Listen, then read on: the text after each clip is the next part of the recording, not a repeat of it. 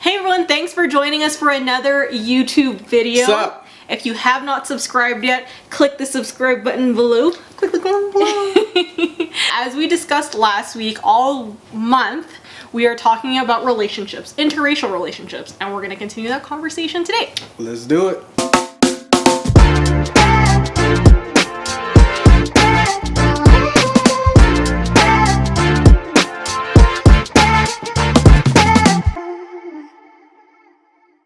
So today, what we're going to be talking about is a little deeper than normal. I think what we wanted to just touch on was like the dynamics of our household and like our relationship after all of the George Floyd protests and all of that stuff happened last summer. Yeah. What was it like for you at that point in time?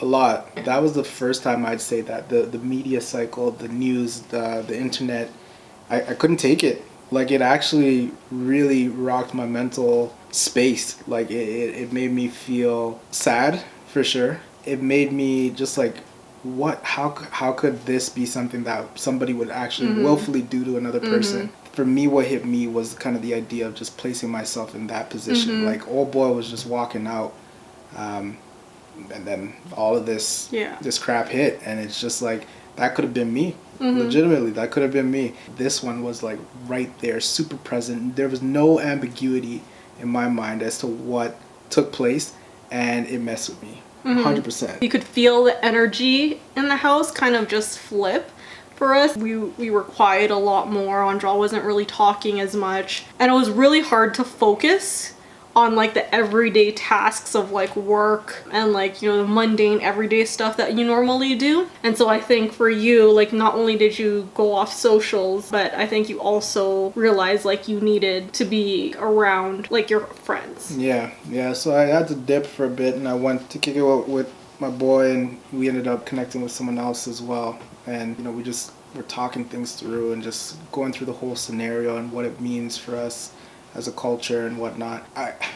In that moment, definitely it was a lot of just trying to understand and process what it was that I legitimately just saw.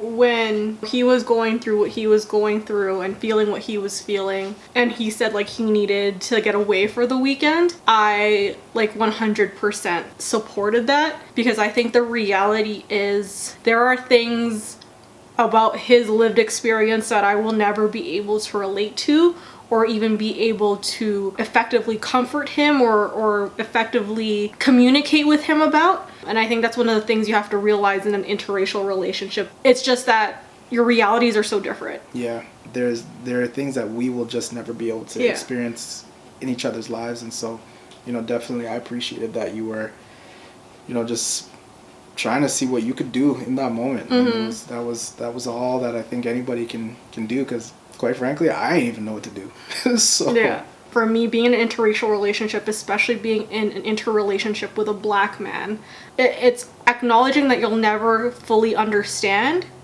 and being okay with that and finding other ways to help. After the protests, after seeing that video, like, we just wanted to give you a little bit of a glimpse of what was going on in our relationship, especially as an interracial couple in that moment, and how we approached it. And I think moving forward, how we're going to keep approaching it, especially because it just seems like it keeps coming up. Bet? Cool. All right. Do you want to do the ending? This was a more serious conversation, so I won't end off with the nonsense, but appreciate y'all for tuning in with us. Subscribe, and we look forward to talking with y'all. Peace.